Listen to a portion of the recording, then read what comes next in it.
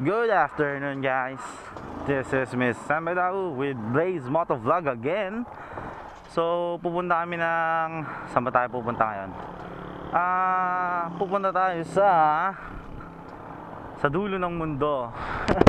Pupunta tayo ng Binalunan, Pangasinan.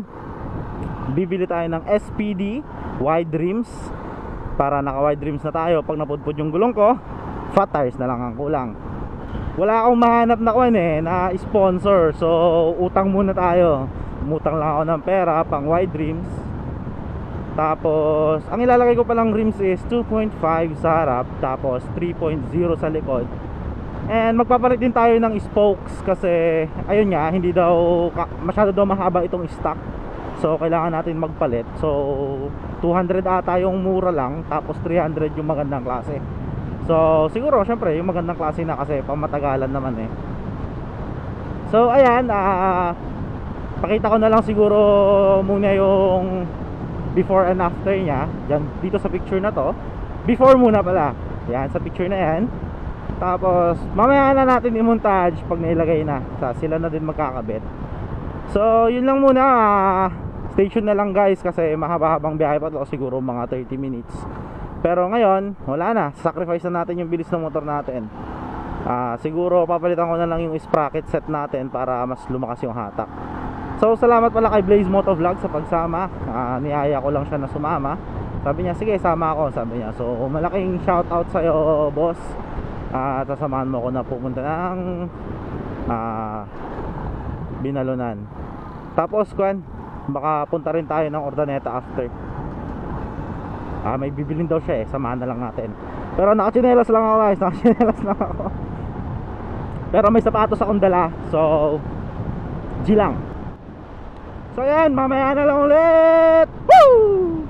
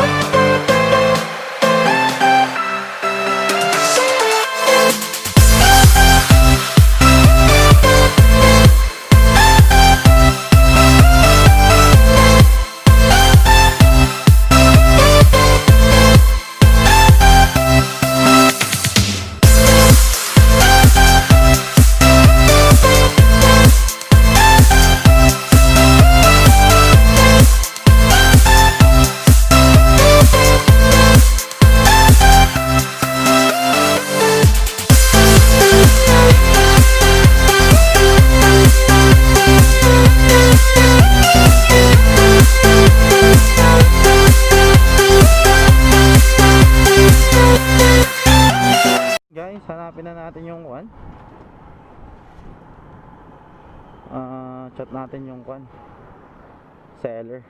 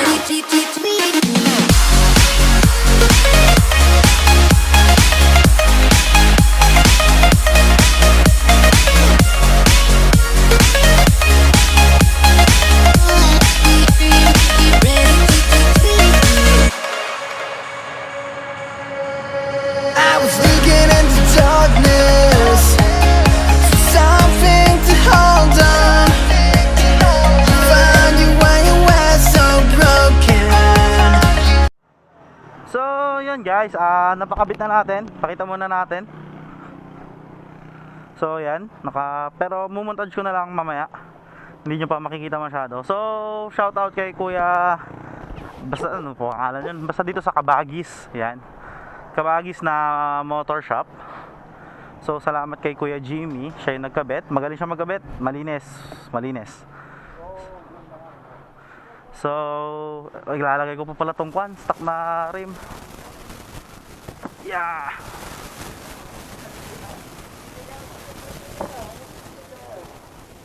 Muna natin nga ibalat.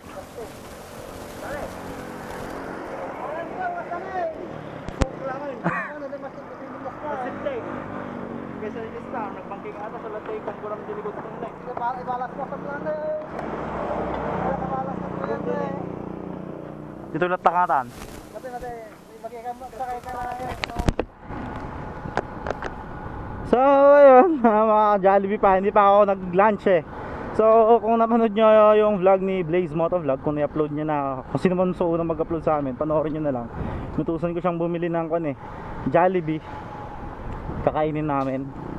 Kasi wala kaming kakainin. Kasi hindi pa sorry guys, wala na akong energy, nagugutom kasi ako eh. Hanap lang kami ng pagpwepestuhan namin, nakakain, waiting shed siguro. Kasi wala, gutom na talaga ako eh. So stay tuned na lang, kakain muna kami. One eternity later. So yan guys, tapos na kami kumain. Dito lang kami kumain sa tabi kasi nagugutom na talaga kami ni Blaze.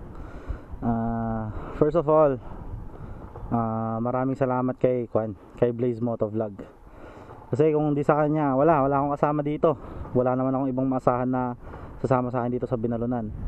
Wala akong katulong na maghawak nitong rim, magsuot sa akin ng rim. Nakasuot lang sa akin to, yan o, nakikita nyo man, nakasuot lang sa katawan ko. So maraming salamat kay Blaze Motovlog. Thank you very much talaga, appreciated pagsama mo. So yan, punta na kami. Tapos bigyan ko kayo ng review siguro mga after a month. Bigyan ko na rin kayo ng quick review about dun sa gulong.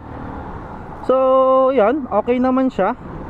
Sa 90-80 sa likod, tas 80-80 sa harap. Medyo may onting gap siya. So dapat sa harap 90-80, tapos sa likod 180. Ganun na siguro. Yun yung pinakasakto para sa rim na to.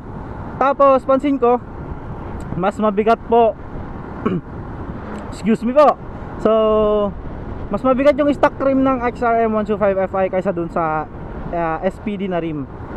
Pinag-compare ko kanina, mas magaan yung SPD rim kasi alloy siya. Ito parang stainless, talagang ang bigat.